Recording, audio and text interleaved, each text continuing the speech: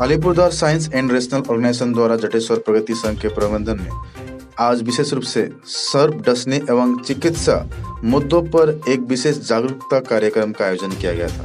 यह समारोह का आयोजन विशेष रूप से दोपहर फालाकट्टा प्रखंड के Jateswar board free primary school में किया गया।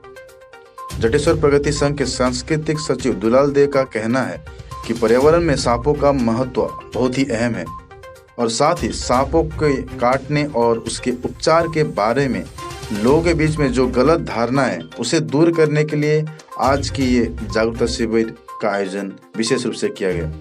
इस जागरूकता शिविर में जटेश्वर स्वास्थ्य केंद्र के चिकित्सक doctor Ashok Sanyal, Jateswar high school Alipurduar विज्ञान एवं तर्कवादी संगठन के प्रधानाध्यापक जीवन कुमार पाल तथा जटेश्वर प्रगति संघ के सदस्य मुख्य रूप से उपस्थित थे।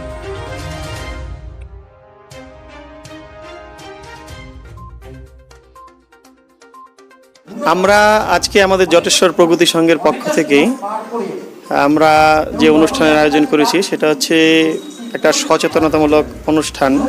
সেটা হচ্ছে পরিবেশে সাপের গুরুত্ব, সাপের দংশন এবং তার চিকিৎসা সম্পর্কেও একটা আলোচনা।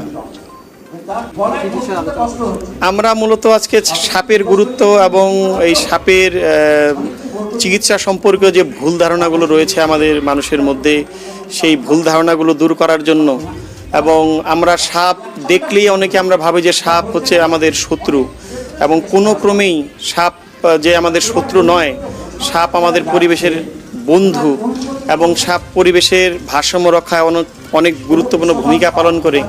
আমরা এই সমস্ত আলোচনার জন্যই আজকে আমাদের এই অনুষ্ঠানের আয়োজন করেছি। আমরা বরাবরই আমাদের জটেশ্বর প্রগতি সংঘের পক্ষ থেকে এই সমস্ত